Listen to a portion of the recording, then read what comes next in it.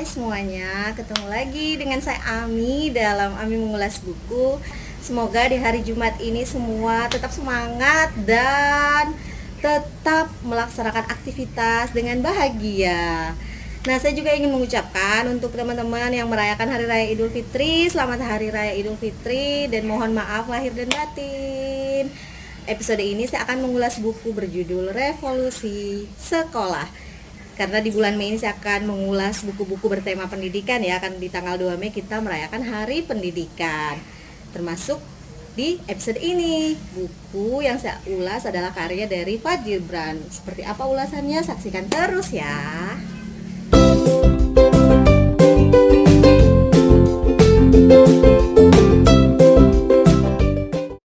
Buku ini diterbitkan di tahun 2006 oleh Darmisan, tapi masih sangat relevan dengan kondisi sekarang, apalagi untuk kalian anak-anak sekolah, karena buku ini diperuntukkan untuk kalian. Nah, revolusi sekolah, di dalamnya ada tulisan lagi penuntun remaja. Saya akan baca mulai dari warning. Di sini ada warning ya, seperti ini. Buku ini cuma buat mereka yang bernyali besar. Kalau kamu ngerasa ada yang gak beres di sekolahmu, kalau kamu ngerasa ada yang salah dengan sikapmu, teman-temanmu, dan guru-gurumu di sekolah, segeralah berubah.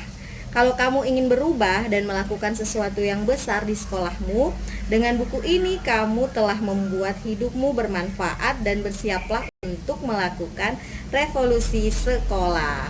Yap, jadi dari judul, lalu kemudian kata pembuka, ini sudah cukup jelas bahwa ini tuh cocok banget, perlu banget buat anak-anak sekolah. Di sini ada bab pembuka, lalu kemudian tentu ada bab penutup. Nah, di dalamnya itu ada lagi dimulai dari bab 0, lalu kemudian mulai bab 1 hingga bab selanjutnya. Nah, di bab 0 ini dijelaskan bahwa sangat menunggu hari Minggu, ya nggak sih?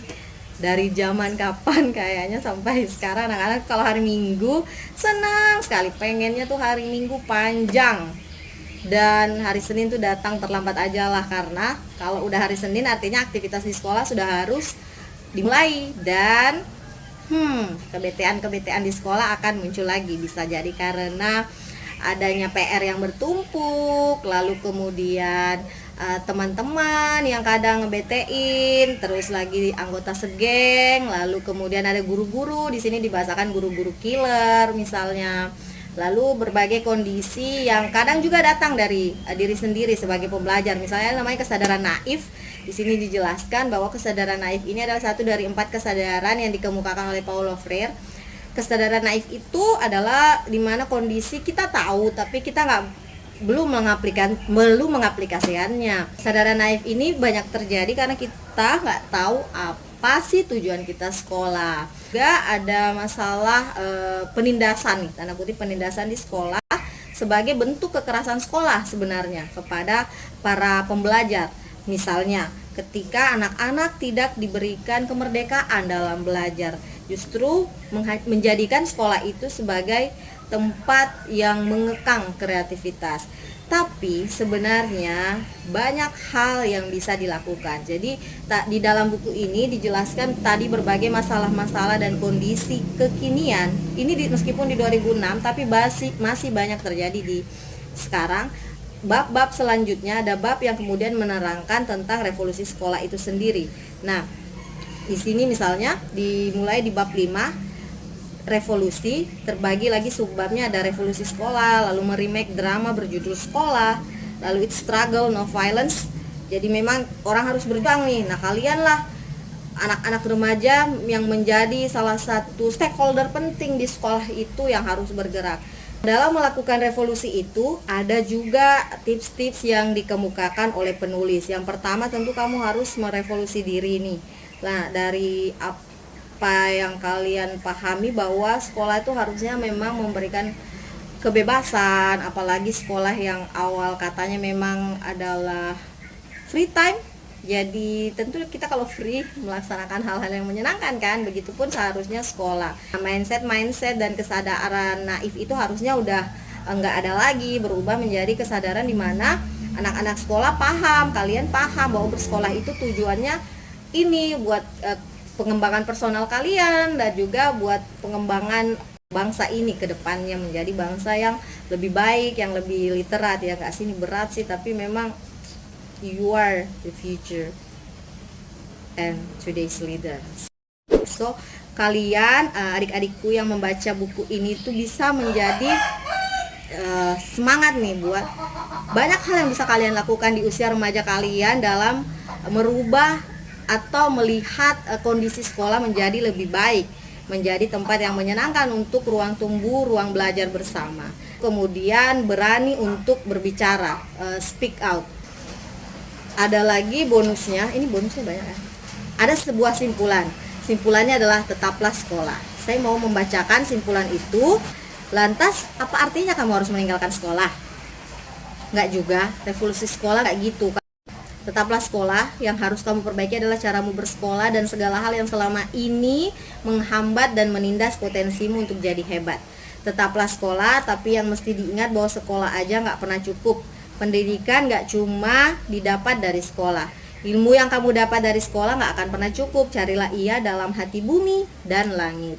Tapi ingat, tujuan besar dari pendidikan nggak cuma ilmu sekadar pengetahuan, tapi lebih pada aktualisasi ilmu pengetahuan itu dalam keseharianmu. Kalau dari point of view saya, yang pertama tentu buku ini buku yang memotivasi remaja menciptakan suasana sekolah yang seharusnya, sekolah yang menjadi ruang belajar, sekolah yang memajukan kreativitas, sekolah yang ingin mengembangkan gotong royong dan banyak fungsi lain dari sekolah itu sendiri. Nah, poin kedua adalah di dalamnya ada banyak kutipan-kutipan yang bisa menjadi referensi kita untuk memberi semangat, untuk memberi pengetahuan tambahan.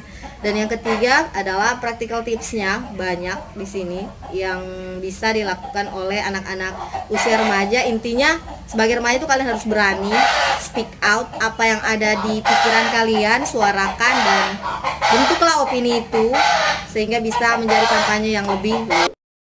Hal menarik lainnya adalah pilihan kata yang oleh penulis sangatlah mudah dipahami. Jadi untuk anak-anak usia sekolah sekalipun atau pembaca yang pemula yang masih agak sulit memulai kebiasaan membaca, buku ini juga bisa menjadi salah satu referensi bacaan. Dan yang lainnya adalah ada ilustrasi-ilustrasi meskipun tidak berwarna, tapi tetap saja itu menarik buat saya. Meskipun ini buku untuk remaja, buku ini juga bisa dibaca oleh umum, apalagi guru, untuk melihat realitas. Kalau guru membaca ini, dia bisa tahu bahwa sebenarnya anak-anak itu harus selalu diberikan kesempatan mengembangkan pikiran, wawasan, dan kreativitas mereka.